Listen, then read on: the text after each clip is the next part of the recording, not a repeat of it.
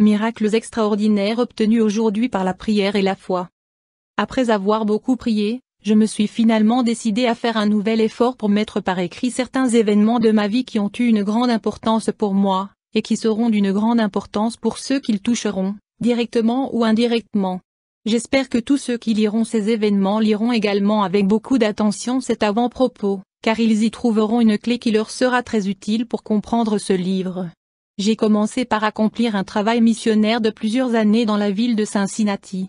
Mais, dès que je me fus ensuite aventuré sur de nouveaux champs de mission, je commençai à réaliser que ma vocation n'était pas de dormir dans un lit douillet. Dieu m'avait appelé à travailler parmi les plus pauvres, dont bien peu étaient jamais entrés dans une église. Ainsi, dès le début, j'ai vécu entièrement par la foi. Je n'ai jamais demandé une offrande pour moi-même. Je n'ai jamais demandé à quelqu'un de le faire pour moi. Je n'ai jamais fait connaître mes besoins à personne, sinon à Dieu. Je n'ai jamais rien reproché à ceux qui demandent des offrandes. Mais je n'ai jamais pu le faire moi-même. J'ai souvent pensé que je devrais le faire. Mais, chaque fois que je montais sur l'estrade, je parcourais du regard la foule, et je me disais, bon, voici le frère John. Il a une si grande famille à nourrir, et il ne se porte pas très bien. On ne le paye pas pour le petit travail qu'il fait. Je ne peux pas m'attendre à ce qu'il me donne quoi que ce soit. Près de lui, voici le frère Smith. Il vient juste de perdre une vache la semaine dernière. Bien sûr, il n'a rien pu mettre de côté. Près de lui, il y a la sœur Belle. Elle doit s'occuper de ses 4 enfants. Elle non plus ne pourrait rien me donner. Et ce frère Brown qui a 7 bouches à nourrir, et 7 corps à vêtir. Son cheval s'est blessé la semaine dernière, et il a dû louer un cheval. Bien sûr, lui non plus ne pourrait rien me donner. Je passais ainsi en revue toute l'assemblée, et j'excusais tout le monde. Il me fallait donc faire confiance à Dieu, et c'est ce qui m'a permis de trouver la solution de nombreux cas que j'aurais, sinon, abandonnés, négligés ou classés comme impossibles. Alors, à mesure que je vivais tous ces événements, j'étais de plus en plus impressionné par leur signification. Je me procurais un gros cahier et, quand je revenais prendre un peu de repos, je commençais à y écrire tout ce qui m'était arrivé de plus important, pour stimuler ma foi.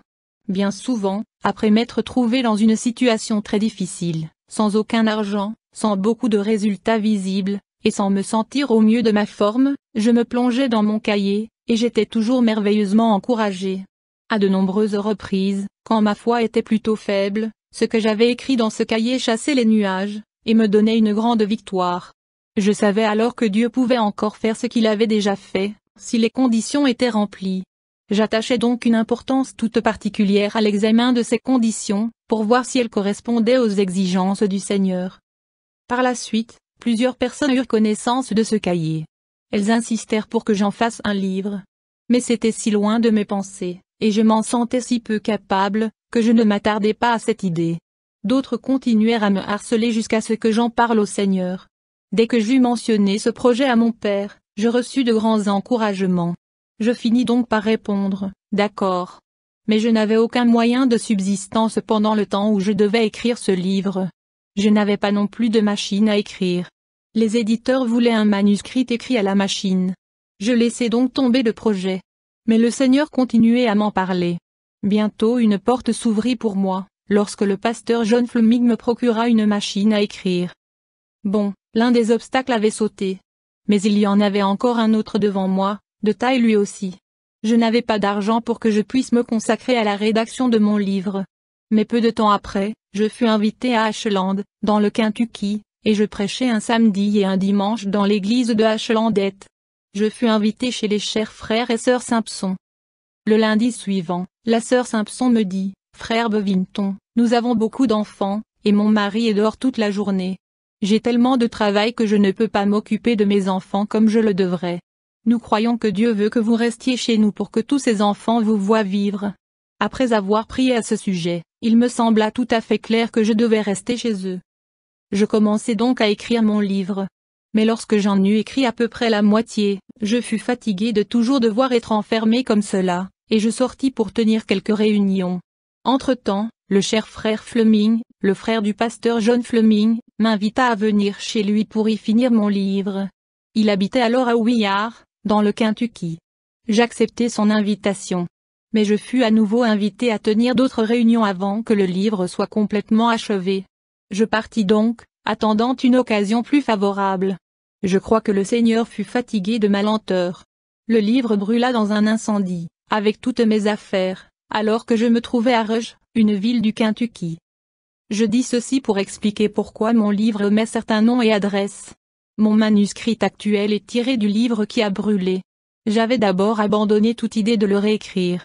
Mais, au cours de l'hiver dernier et de ce printemps, plusieurs personnes me dirent que je devais écrire à nouveau le récit de ma vie. D'autres m'ont écrit pour m'y encourager. Certains n'avaient jamais entendu parler du livre qui avait brûlé. Et puis, tout dernièrement, le cher frère de Kingswood insista vivement pour que je l'écrive. Je lui répondis ce que je viens de raconter à propos de mon premier livre, et que je n'avais plus aucun souvenir de certains noms, dates ou lieux. Il me dit que cela n'avait que peu d'importance dans un ouvrage tel que celui-ci. Ainsi, après avoir prié à ce sujet, je décidai de réécrire ces événements. Lisez-les aussi objectivement que vous le pourrez, car tout ce qui suit est vrai. Je souhaite que ces événements soient une grande bénédiction pour vous, et pour d'autres, comme ils l'ont été pour moi. Si c'est le cas, faites circuler ce livre, ne le rangez jamais. Cela contribuera à répandre des vérités plus profondes, qui sont comme des pépites cachées dans la grande mine d'or de Dieu, la Bible. Lisez, priez, servez-vous, avalez, et faites passer. Mangez, et servez-vous et sans pouvoir prendre du poids. Introduction. C'est un grand plaisir pour nous de recommander au public ce petit volume. Il a été conçu dans la prière. Il présente la vie de l'un des hommes les plus consacrés que nous ayons jamais rencontrés. Cela fait 15 ans que nous connaissons le frère Bevington. C'est un chrétien que nous avons toujours connu vrai, loyal, sanctifié et tout entier pour le Seigneur, avec un fardeau pour la prière et pour le salut d'un monde perdu et mourant. Depuis George Muller, nous ne pensons pas qu'il ait existé quelqu'un qui ait autant prié que l'auteur de ce livre, qui ait reçu autant d'exaucements directs, et qui ait pu témoigner d'autant de cas remarquables de guérison divine. Nous espérons que cet ouvrage aura une très large diffusion. Nous le recommandons chaleureusement à tous ceux qui aiment les choses profondes de l'esprit. John et Bona Fleming. Chapitre 1. Un aperçu de mes débuts. Commençons par le début. Vous avez vu que je m'appelle Bevington. C'était le nom de mon père et de ma mère. Je suppose que c'est pour cette raison que j'ai dû porter ce nom un peu long pendant plus de 74 ans. Mon père était un prédicateur méthodiste. Il paraît aussi que c'était un secoueur. On m'a dit qu'il faisait se dresser leurs cheveux sur la tête des gens. Son sujet de prédication préféré était l'enfer. Il a prêché aux Indiens dans le comté de Wyandotte, dans l'Ohio, et dans les comtés avoisinants. Il a construit des églises et des écoles en rondins. C'était bien longtemps avant que je fasse mon apparition sur cette terre. Quand j'entrai en scène, il était devenu rétrograde. Il s'était établi comme forgeron, charron et charpentier à Little Sandusky, dans l'Ohio. Il avait rétrogradé à propos d'un baril de savon. Vous voyez que Satan peut utiliser presque n'importe quoi pour faire rétrograder un prédicateur. Mais ma mère s'accrocha à son Dieu. Elle continua à prier avec nous, les enfants. Nous eûmes tous beaucoup à faire, en grandissant, pour trouver Dieu et le garder. Les plus beaux traits de caractère de ma mère ne furent jamais reconnus de son vivant. Après sa mort, il semblait se dresser devant moi, à chaque coin de rue ou à chaque carrefour, comme des poteaux indicateurs placés là pour me montrer le bon chemin. Vous vous demandez peut-être comment mon père a pu rétrograder à propos d'un baril de savon. Il a rétrogradé à propos d'un baril, et non pas dans un baril. S'il était tombé dedans, surtout la tête la première, on aurait peut-être pu comprendre comment il avait rétrogradé. Mon père, je le répète, avait bâti des églises et des écoles là où les gens étaient trop pauvres pour pouvoir le faire eux-mêmes.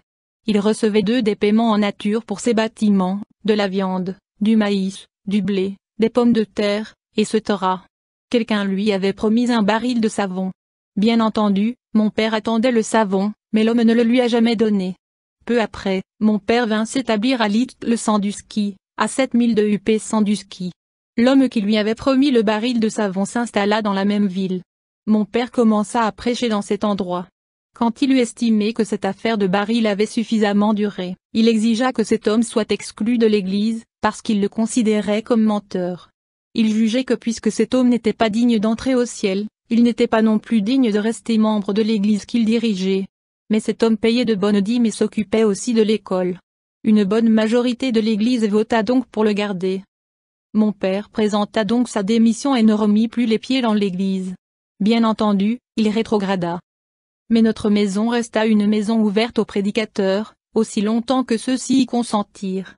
Quand ils arrivaient, je suppose qu'ils disaient tous, « Bon, c'est un vieil ami, je vais aller le voir et je vais le ramener à l'église. » J'ai le souvenir de m'être trouvé dans l'atelier de mon père quand un prédicateur qui assurait les réunions de la fin de semaine vint le voir pour tenter de l'attirer à l'église. Il me sembla qu'il utilisait des arguments assez convaincants, mais mon père finit par s'en fatiguer, et lui dit, « Tout ça me rappelle une histoire qui s'était passée quand j'étais enfant. L'un de nos voisins était un fermier. Il avait 3 fils et 2 filles, tout mariés sauf un, qui était considéré comme tout à fait simplet. Il n'était jamais allé à l'école. Après la mort du fermier et de sa femme, les enfants se mirent d'accord pour se partager l'héritage et le troupeau. Jim, le simplet, était si peu intelligent que ses frères et sœurs étaient sûrs de pouvoir le duper facilement, surtout à propos du troupeau. Ils avaient beaucoup de moutons. Comme d'habitude, il y en avait un bon nombre qui étaient chétifs, rachitiques, vieux et décharnés. Ils se dirent, Jim possède un petit mouton avec lequel il a été élevé, et dont il ne veut jamais se séparer. Mettons ensemble tous les mauvais moutons dans un enclos, avec son petit mouton. Séparons les autres moutons dans d'autres enclos, puis demandons à Jim de faire son choix. Bien entendu, il supposait qu'il choisirait le troupeau où se trouvait son petit mouton favori. Jim a bien examiné tous les lots. Le dernier était celui où se trouvait son petit mouton. Il se pencha sur la barrière, et vit son cher petit mouton. Il lui dit, « Mickey, nous avons été ensemble depuis si longtemps, nous avons mangé dans la même assiette, nous avons bu dans le même étang, et nous avons dormi dans le même lit. On a passé beaucoup de bon temps ensemble. Mais, mon pauvre Mickey, tu es tombé au milieu d'une si mauvaise compagnie qu'il va falloir qu'on se sépare. » Jim choisit donc l'un des meilleurs lots de moutons. Mon père ajouta, « C'est la même chose dans cette église. Il y a une mauvaise compagnie, et nous ne pouvons pas être en communion. Nous devons nous séparer, comme Jim s'est séparé de Mickey. » Mon père riait tellement quand il nous racontait cette histoire. Mais ils ne réussirent jamais à le ramener dans l'église, ni dans aucune autre. J'espère pourtant qu'il est retourné au Seigneur. Vous voyez donc que Satan a toutes sortes d'excuses raisonnables, du point de vue de celui qui rétrograde. Mon seul espoir est bien de rester au milieu du chemin, pour ne jamais rétrograder. Ainsi Satan ne pourra pas m'avoir comme il a eu mon père. Je reviens à mon histoire. Quand je suis né, je ne me portais pas bien du tout. Je ne suis jamais allé à l'école avant l'âge de 10 ans. J'avais une maladie qui était une énigme pour tous les docteurs. Mon père, qui s'occupait d'une petite pharmacie en même temps que de son autre métier, avait un peu étudié la médecine. Il décida de me placer chez un oncle qui vivait dans l'Indiana, et qui produisait de la gomme de tamarack. Il pensait que je guérirais si je mâchais cette gomme. J'avais 13 ans. Ma mère prépara donc toutes mes affaires, et je partis chez mon oncle. Je n'ai pas arrêté de mâcher cette gomme, et je fus tout à fait guéri en moins d'1 an. Je devins fort et vigoureux. Je m'enfuis de chez mon oncle. Mon père exerçait une autorité que je considérais comme tout à fait déraisonnable. Les enfants pensent souvent qu'ils en savent plus que leurs parents. Je devins si fort que je m'imaginais que je pouvais duper mon père. Je me dis qu'il ne me ferait jamais subir ce qu'il avait fait subir à mes frères. Je commis donc la folie de m'enfuir de chez mon oncle et m'en aller dans le Michigan. J'en viens maintenant à ce qui m'a conduit à écrire cette partie de mon livre. La vie de ma mère et les prières que nous avions faites en famille avaient laissé sur moi une impression indélébile, et je ne pouvais pas m'en détacher. Un dimanche matin de Noël, il y a 59 ans, je franchis donc la barrière à 11h30 du soir, pour marcher jusqu'à Kindleville, à une distance de 15 ou 20 milles. La neige m'arrivait presque jusqu'aux genoux. J'avais un bleu de travail et une chemise emballée dans un large mouchoir au coloris vieillot. C'était tout ce que j'avais comme garde-robe et comme valise. Le printemps précédent, j'avais nettoyé les moutons d'un voisin, qui m'avait donné $1,25 pour ce travail. J'avais gardé cet argent, même après la fête nationale et pendant tout l'automne et l'hiver. Quand j'arrivai à Kindleville, le jour se levait. Je vis qu'un train allait bientôt partir pour Elkhart. J'achetai un billet, et arrivai à Elkhart à 8h du matin, avec une faim de loup. Je me glissai dans une allée pour voir combien il me restait d'argent. J'avais 45 cents. Il me faudrait voyager un peu plus lentement, car il me restait 16 milles pour aller à Edwardsburg, puis encore 12 milles jusqu'à Cassopolis. Mais il me fallait manger quelque chose. J'entrai dans une épicerie, et achetai un peu de jambon et de fromage. Je n'oublierai jamais l'allure que je devais avoir, avec un gros morceau de fromage dans une main, mon jambon dans l'autre, et ma valise sous le bras. Je m'avançais lentement dans la rue principale d'El-Khar, la plus grande ville que j'avais jamais vue. Ce que j'apercevais au travers des fenêtres, et ces gens affairés qui couraient çà et là, tout cela était si nouveau pour moi. Je restais planté là, contemplant les bâtiments, et mâchant mon fromage et mon jambon, que je tenais bien serré dans mes mains. Je devais être comique pour les passants. Finalement, quelqu'un m'accosta et me dit « Hello, Bub ». C'était ainsi que quelqu'un m'avait appelé chez mon oncle. Mon prénom, Guy, était difficile à retenir, aussi la plupart des gens avaient fini par m'appeler Bub. Mais là, je fus très effrayé de m'entendre appeler par ce nom. Je ne pris même pas la peine de voir qui m'appelait. Je revins sur mes pas en courant dans la rue. Je croyais que quelqu'un m'avait suivi pour me rattraper et me ramener chez mon oncle. Je courais comme un soldat de la cavalerie. Mais l'homme criait à tue-tête, en disant « Je ne vais pas te faire de mal ». Il me poursuivit, et avec l'aide de quelques autres, me rattrapa et me ceintura, avec mon fromage, mon jambon et mon baluchon. Il me persuada de le suivre, après m'avoir convaincu qu'il ne m'avait jamais vu et qu'il n'avait jamais entendu parler de moi. Il vit que j'avais froid et que j'étais affamé. Il voulait m'amener chez lui, car il voyait que j'étais étranger à El-Khar. J'entrai dans un long hall, puis dans une cuisine où une brave femme était en train de prendre son petit déjeuner. Il dit « Maman, voici notre garçon. Je viens juste de le trouver. » Elle vint vers moi, enleva ma casquette, me brossa les cheveux et me fit même une bise. Ah, cette bise! Je n'en avais pas eu une seule depuis que j'avais quitté ma maison une année auparavant. Cela me fit fondre. Mais j'étais si timide et confus que je ne pus manifester aucune appréciation de son affection maternelle. Je ne pouvais pas supporter d'être dans cette maison que je ne connaissais pas. Elle me soulagea de mon fromage, de mon jambon et de mon baluchon rouge. Tous deux tentèrent de me soulager aussi de l'embarras qui me torturait. Elle me fit manger un bon petit déjeuner. Puis je vis que la réserve de bois était presque vide. Je demandai la permission de la remplir, tellement je désirais fuir cette terrible tension. Il me montra alors où se trouvait la remise où il stockait le bois. Je sciai et fendis des bûches jusqu'à ce qu'ils sortent pour me demander de venir déjeuner avec eux. Mais je ne pouvais absolument pas pénétrer dans cette belle cuisine et m'asseoir à leur belle table. J'étais un étranger. Alors je commençai à invoquer toutes sortes d'excuses, à la façon des gens de l'ancien temps. Alors l'homme se mit à crier « Marie, viens ». Je me demandais qui était Marie. Je vis bientôt arriver, sautant, riant et souriant, une jeune fille rondelette aux joues roses, à peu près de ma taille et de mon âge. Elle me saisit, me serra, m'embrassa et me dit « Il faut que tu viennes, parce que nous t'aimons tous ». Elle réussit à me faire bouger, mais je me demandais pour quelle raison ils m'aimaient tous ainsi. À part ma mère, personne ne m'avait jamais tenu un tel langage, et je savais bien qu'elle n'était pas ma mère. J'entrai en trébuchant, la tête baissée, après avoir laissé Marie me convaincre. Elle me dit « Maintenant, je suis ta sœur, et tu es mon frère. Alors viens t'asseoir juste à côté de moi.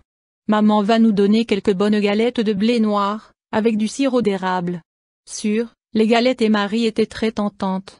Si seulement j'avais pu emporter mes galettes et mon sirop dans la remise à bois. Mais non, je me trouvais là, et que faire? Il y avait un si beau linge sur la table, de l'argenterie, des fourchettes et des couteaux. Des choses que nous n'avions jamais vues et dont nous n'avions jamais entendu parler. Je parvins à manger un peu de ce que Marie m'avait coupé. C'était si bon. Mais je souffrais terriblement. À cette époque, même un garçon de 8 ans était bien plus avancé que moi, qui n'en avait pas 15. Dès que je le pus, je me levai, mais non sans avoir balbutié ce que ma mère m'avait appris, « Excusez-moi ». Je retournai dans la remise pour y chercher du bois, que j'empilai très haut dans la réserve de la cuisine. Puis je remarquai que le seau d'eau était vide. J'allais le remplir, ainsi que la bouilloire à thé. Je faisais tout ce que ma mère m'avait inculqué. Ce qu'elle m'a appris m'a toujours bien servi par la suite. Dans mon travail d'évangélisation, j'ai pu pénétrer ainsi dans des maisons et y tenir des réunions, alors que d'autres n'auraient jamais pu le faire, simplement parce que je savais couper du bois, chercher de l'eau et donner un coup de main. Ces gens me laissaient entrer chez eux grâce au travail que je faisais pour eux. Ils me donnaient ainsi l'occasion de leur prêcher un évangile qu'ils n'avaient jamais entendu. Car ils avaient été élevés en se nourrissant des miettes, et jamais personne ne leur avait donné un vrai repas. Cela sert d'être prêt à faire n'importe quoi pour gagner des âmes.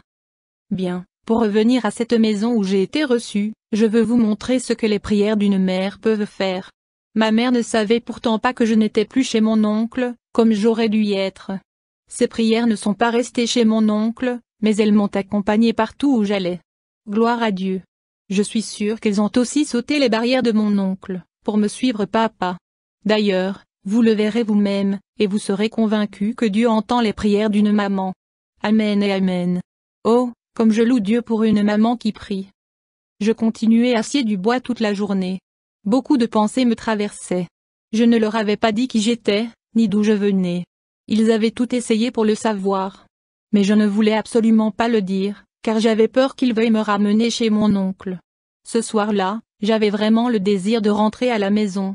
J'avais l'intention de me glisser en rampant derrière le grand fourneau de la cuisine pour y faire un petit somme. Mais peu après Marie rentra toute guillerette de l'école. Elle s'écria aussitôt, « Mais où est donc mon frère jumeau, où est-il » Elle me saisit par les chaussures et me tira de ma cachette. Elle m'entraîna dans la cour pour jouer au ballon.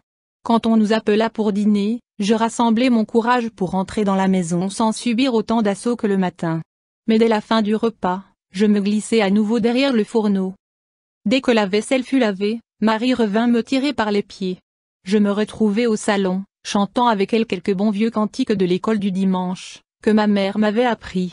Cela me fit pleurer. Marie s'en aperçut vite, et changea de tactique.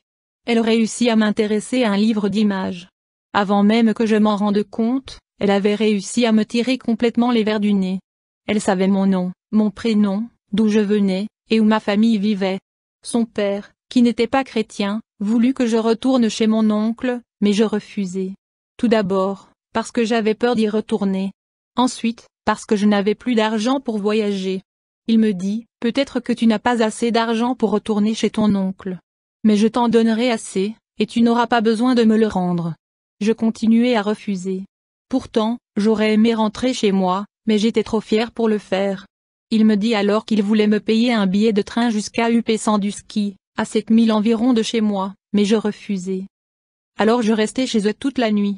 Le lendemain matin, je vis que la réserve de bois et le seau d'eau étaient pleins. L'homme entra et dit, « Maman, il nous faut un garçon. Essayons de le persuader de rester avec nous. » Alors ils me firent beaucoup de propositions. Il me dit, « Tout ce que tu devras faire, c'est nettoyer la pièce où je travaille, laver quelques verres tous les matins, allumer le feu, et aller chercher le bois et l'eau. Tu iras à l'école, et tu partageras tout avec Marie. » Il ajouta, « Nous avons perdu notre seul garçon il y a juste un an. C'était le frère jumeau de Marie. Marie dit que tu dois le remplacer, parce que tu lui ressembles beaucoup. Tous les trois, nous t'aimons. Marie est le seul enfant qui nous reste. Quand maman et moi nous ne serons plus là, tout ce qui nous appartient sera partagé entre Marie et toi. Nous avons une ferme à la campagne. Nous ne sommes venus en ville que pour donner une meilleure éducation à nos enfants. Quand Marie aura fini ses études, nous avons l'intention de retourner dans notre ferme. Mais quoi que nous fassions, tu partageras tout avec Marie. » Sûr, tout cela me semblait merveilleux. Je pourrais avoir de l'instruction, ce qui m'éviterait d'être sous un joug humiliant. Car c'est ainsi que je jugeais la discipline qui régnait chez moi, avec mes yeux charnels d'adolescent. Je fendis du bois toute la journée. Quand Marie sortit pour aller à l'école, elle m'embrassa, et me dit, « Tu veux bien devenir mon frère, n'est-ce pas? J'ai besoin d'un frère pour aller à l'école avec moi. » Je peux vous dire que je me sentais réellement touchée. Mais il y avait pourtant quelque chose qui me préoccupait. Pourquoi fallait-il que je lave ces verres? Qu'est-ce que cela pouvait signifier? Par la suite, l'homme sortit et m'appela pour manger. En entrant, je croisai Marie à la porte. Elle me saisit par la main, et me dit, « Oh, mon frère, mon frère. » Elle me faisait vraiment sentir que j'étais son frère. Mais ces verres, que venait-il faire ici? Après avoir déjeuné, et lorsque Marie fut partie à l'école, je voulus tout remettre sur le tapis, avant de me décider pour de bon. Je dis, « Vous avez dit que je devais laver quelques verres et nettoyer l'endroit où vous travaillez. Qu'est-ce que cela veut dire ?» Il y eut un silence que même un jeune garçon inexpérimenté ne pouvait manquer de remarquer.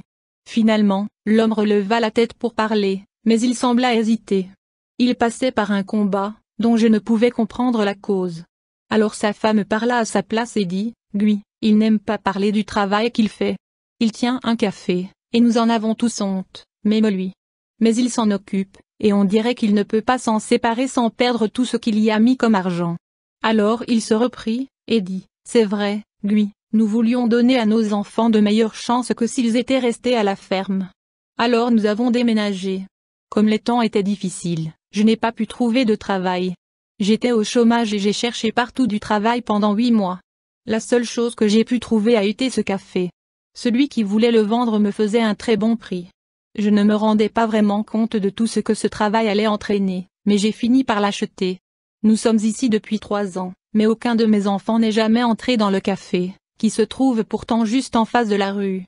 Même ma femme n'y a jamais mis les pieds. Je vais vous montrer à présent ce que cela signifie d'avoir une mère qui sait et qui fait ce qui est bien. Quand j'ai quitté la maison pour aller chez mon oncle, elle me prit à part, me mit à genoux entre ses jambes, et me releva le menton en me disant ceci: Guy, tu quittes la maison, et ta maman ne pourra plus s'occuper de toi. Mais je veux que tu promettes une chose à ta maman. Veux-tu me la promettre? Que veux-tu que je te promette, maman? Je pleurais, parce que je savais que j'allais bientôt quitter ma mère. Guy, crois-tu que ta maman pourrait te demander quelque chose que tu ne pourrais pas faire, ou qui pourrait te faire du mal? J'étais très étonnée. Je lui dis, dans ma curiosité d'enfant, non, mais qu'est-ce que c'est? Puis j'ajoutai, d'accord, je ferai ce que tu me demanderas. Elle me dit alors, je veux que tu me promettes de ne jamais entrer dans un café.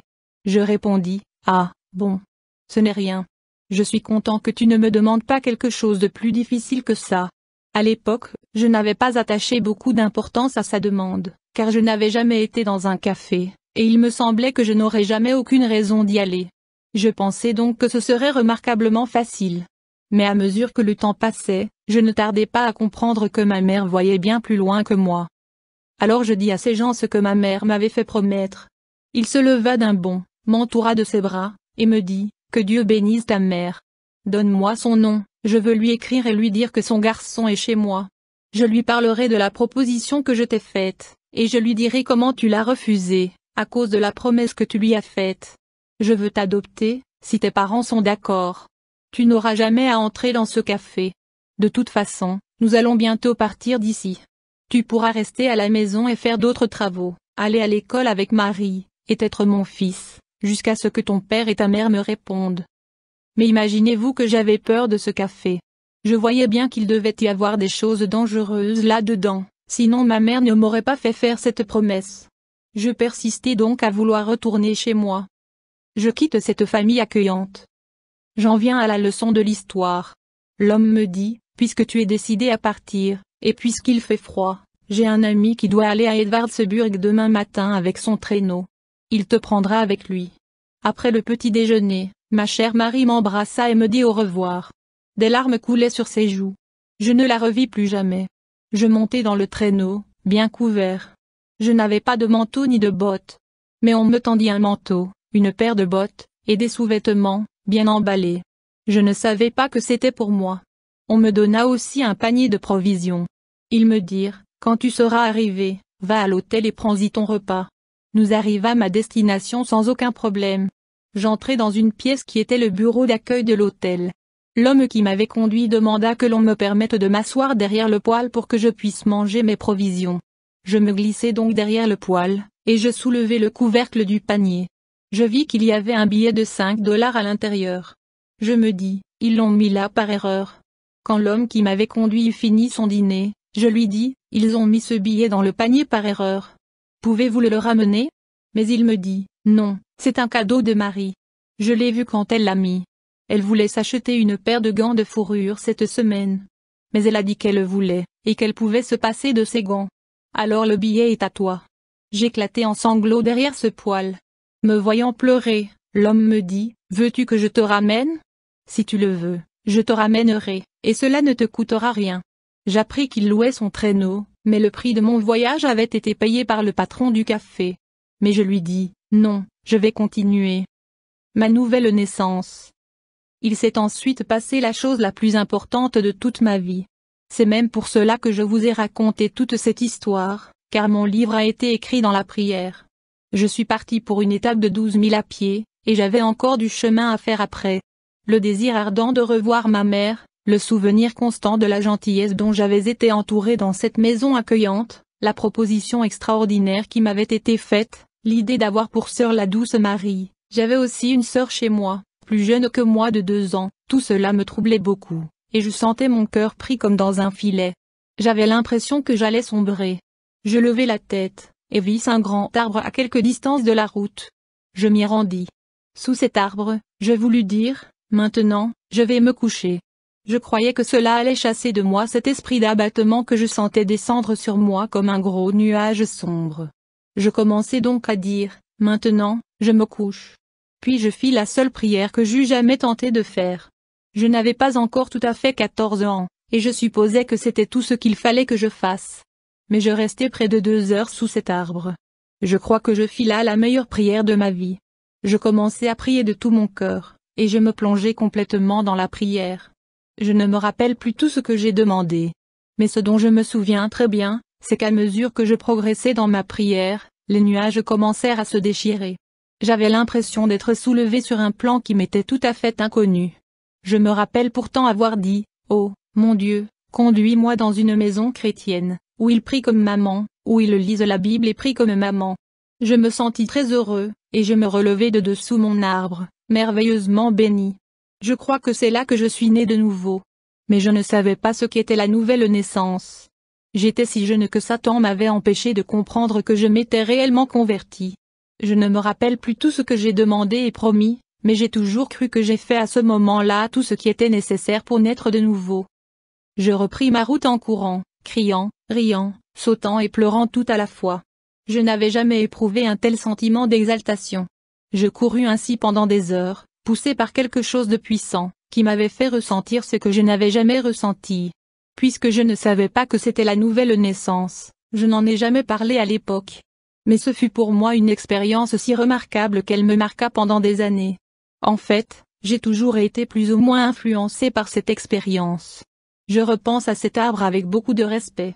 Sous cet arbre, j'avais dit, « Seigneur, si tu me conduis dans un foyer chrétien, je te servirai de mon mieux. » Je croyais qu'il me fallait être plus vieux pour être sauvé. J'aurais dû être moins ignorant, car j'étais sûr que ma mère ne m'avait jamais donné cette impression. Mais Satan fait toujours bien son travail. Il sait toujours comment faire ses œuvres diaboliques. Il réussit à me tromper sur ce que Dieu venait juste de me donner. Le Seigneur me fait éviter un nouveau piège. Lorsque j'étais chez mon oncle, l'une de ses nièces avait passé plusieurs mois chez lui. Elle venait du Michigan. Elle était amie de l'un des camarades d'école de mon oncle, qu'il n'avait pas revu depuis des années. Ils parlèrent beaucoup de ce monsieur N, qui était un riche fermier du Michigan. J'eus l'intention d'aller le voir et de lui parler de mon oncle. Vers 5 heures de l'après-midi, j'arrivai à S, et je demandai où habitait monsieur N. On m'indiqua le chemin. Je devais marcher environ 4 milles. Je partis, jusqu'à ce que je sois certain d'avoir parcouru près de 4 milles. Pourtant, je ne voyais aucun des signes que l'on m'avait annoncés. Finalement, vers 8h30, je rencontrai un homme sur son traîneau, et je lui demandai si j'étais loin de Brush Ridge Shoaloose. Il me dit, « Mon pauvre garçon, c'est à 12 ou 13 milles d'ici. » Je lui dis, « Mais non. On m'a dit que c'était à 4 milles de S. » Il répondit, « Oui, c'est vrai, mais tu es parti dans une fausse direction à partir du lac. » J'étais à 10 milles du lac. Si je retournais à S, il me faudrait refaire les 14 milles que je venais de parcourir. Il me proposa de venir avec lui, et de passer la nuit avec lui, car il n'habitait qu'à 5 milles de l'endroit où je voulais me rendre. Mais j'avais encore cette même vieille peur en moi. Je craignais que ce soit encore un piège pour me ramener chez mon oncle. Je me sentais coupable. Ma conscience, telle une cloche, comme l'appelle le frère Culp, continuait à résonner. L'homme me dit que l'ami de mon oncle habitait à environ 7 milles du point où nous étions, en prenant une certaine direction. Comme la lune brillait sur la neige, il me fit grimper sur une barrière, et s'y appuya. Il m'indiqua la direction, en me montrant un alignement de certains arbres comme point de repère. Ce brave vieux s'efforça pendant plus d'1 heure de m'expliquer de quelle manière on pouvait conserver sa direction en s'alignant sur des arbres. Quand j'eus compris son principe, je partis. Ce fut très dur, car la neige s'était accumulée sur les barrières. Je tombai 3 fois la tête la première dans la neige, et j'eus beaucoup de difficultés à m'en extraire. Il fallait ensuite que je revienne sur ma piste et que je reprenne mes marques. J'avançais péniblement, freiné par les congères que je devais traverser. Une croûte s'était formée sur la neige. Elle cédait parfois sous mon poids. Finalement, je me retrouvai juste à ma destination. Je vis une grande et belle maison. Il me semblait que je n'avais jamais vu de maison aussi grande dans tout le pays. La lumière brillait dans toutes les pièces, sur les 3 étages. Je me demandais ce qui pouvait s'y passer à cette heure si matinale. Je m'approchai furtivement, et je ne vis rien qui puisse être un sujet de crainte pour ma timidité. Laissant tomber mon baluchon au portail d'entrée, je gravis avec beaucoup de précaution les marches du porche. J'entendais des bruits qui n'étaient pas habituels à cette heure de la nuit. Je restai un moment planté devant la porte, tenaillé par la faim, et tremblant de la tête aux pieds. Comme j'avais peur de frapper à cette porte. Mais il ne fallait pas que je reste là, car quelqu'un pouvait sortir, et on pourrait croire que j'étais un chapardeur. Je m'approchai pour frapper à la porte, mais je n'osais pas. Je quittai le porche et repris la route de C. Mais je me dis, j'ai eu tellement de problèmes pour venir ici que je ferais mieux de rester. Peut-être que quelqu'un est malade. Encouragé par cet argument, je remontai vers le porche. Craignant de m'enfuir à nouveau, je me jetai sur la porte, et frappai. Quelqu'un dit, « Entrez ». J'ouvris la porte, et vis un homme grand et gras. Il avait un air si bon et si paternel que je me sentis tout à fait à l'aise. Il me dit, « Bonjour, Bub ». Ma cloche intérieure se remit à sonner. Il ajouta, « Prends cette chaise, Bub ». Il y avait là un grand poêle. Il faisait si bon et si chaud que je me blottis contre le poêle, en disant, « Je viens de chez mon oncle Dave Voury, dans l'Indiana ». Son visage s'éclaira. Il fut ravi d'entendre parler de son vieux pote qu'il avait connu à l'école. Sa femme entra, et il dit, « Maman, apporte à ce garçon quelque chose à manger ». J'avais une faim de loup, ayant été trop pingre pour entamer le billet de 5 $ que Marie avait glissé dans mon panier la veille. Je restai silencieux, tremblant toujours, et je me dis, si personne ne descend, je mangerai bien quelque chose. Mais j'avais très peur de ces bruits bizarres que j'entendais partout dans la maison. Finalement, Madame N. m'apporta un repas bien chaud, et bien tentant. Une purée de pommes de terre, une belle tourte à la viande, et un gâteau bien appétissant. Le tout était disposé sur un petit plateau, sur une jolie nappe blanche. Que cette nourriture était tentante, et comme mon estomac la désirait. Tout en regardant mon repas, je surveillais aussi toutes les portes. L'homme me dit, « Bub. Encore ce Bub, viens maintenant, assieds-toi et prends quelque chose à manger. » Rassemblant mon courage, je me préparais à manger, lorsqu'une grande porte s'ouvrit brusquement, et une dame et un monsieur distingués entrèrent. Quels beaux vêtements ils portaient. La robe de la dame avait une longue traîne de soie, et l'homme avait un habit à queue. Tous deux portaient des fleurs. Je plongeai ma tête entre mes genoux et me serrai aussi près du poêle que je le pus. Ils me fixèrent du regard en passant près de moi, jusqu'à ce que je me sente comme un chien battu. Quand ils furent sortis, je dis, tout craintif et tremblant, « Bon, il faut que je parte. » L'oncle N. dit, « Que tu partes? Mais où veux-tu aller ?» Je répondis, « Je veux aller à C. » Il me dit de m'asseoir, de manger quelque chose, et d'aller me coucher. Il ajouta que j'avais l'air fatigué, et que j'avais besoin d'une bonne nuit de repos. Si je voulais aller à C, les gars m'y conduiraient dans la matinée. Tu connais quelqu'un à C? Je répondis, personne. Il dit, bon, alors viens et assieds-toi.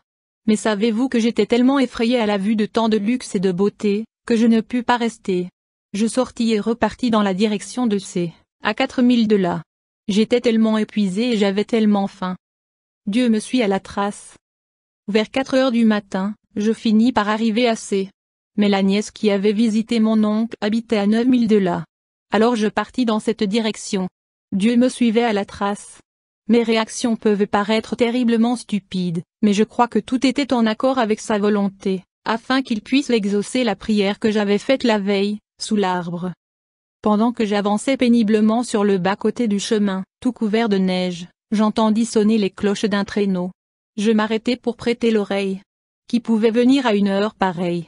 Bientôt le traîneau arriva à ma hauteur, et le conducteur me dit, « Bonjour, Bub. » Encore ce même nom, il me demanda où j'allais. Je vais à D. Que vas-tu y faire? Y chercher du travail. Tu es bien jeune pour chercher du travail à cette époque de l'année, et à cette heure du matin. Viens ici, monte avec moi sur le traîneau, et viens chez moi. Et si tu veux aller à D, je t'aiderai.